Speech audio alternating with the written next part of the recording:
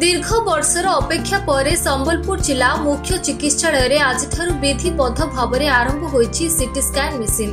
एही मेसिन को उद्घाटन करिसेंती माननीय केंद्र मंत्री धर्मेंद्र प्रधान। राज्य सरकार सहयोग में आरंभ होइथिबा एही सीटी स्कैन लोकमानक पई बेस सुफल देबो बोली उद्घाटन अवसर में केंद्र मंत्री कहिसेंती। तेबे पूर्वरु सीटी स्कैन करेबाकू रोगी मानकू बाहर को जाई खर्चांत हेबाकू पड़ुथिला, किंतु एबे जिला मुख्य चिकित्सालय रे एही मेसिन रो उद्घाटन कार्य हेबा परे जिलार गरीब रोगी माने एहा द्वारा बेस सुविधा पाई परिबे बोली केंद्र मंत्री आशा प्रकाश करिसेंती। अन्य पक्षरे प्रधानमंत्री जो आयुष्मान आरोग्य मंदिर कल्पना रही ताहा धीरे धीरे पूरा हेबाकू जाउथिबा नै केंद्र मंत्री कहिसेंती, जहा फल एक सुस्थ समाज गढ़ी तोलिबारे एहा सहायक हेबो।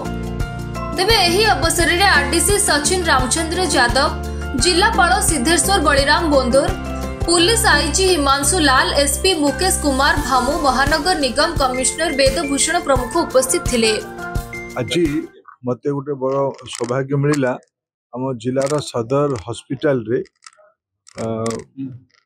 राज्य सरकार प्रयास रे गोटे अत्याधुनिक सीटी स्कैन मेसिन रो आज ये शुभोद्घाटन करिवार धीरे धीरे राज्य रे चिकित्सा सेवार सरकारी व्यवस्था रे सुदृढ़ीकरण करिवार गोटे बड़ पदक्षेप।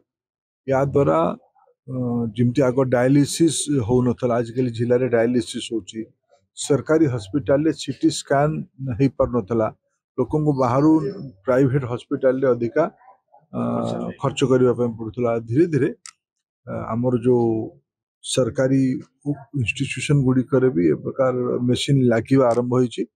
या द्वारा सामान्य और गरीब लोकों को ये आयुष्मान आरोग्य मंदिर जो कल्पना माननीय प्रधानमंत्री अच्छी धीरे धीरे गोटे सुस्थ समाज हो ये सीटी स्कैन आम संबलपुर हेडक्वार्टर हॉस्पिटल रे बड़ उपयोगी हो। संबलपुर नवीन दास रिपोर्ट, खबर ओडिशा।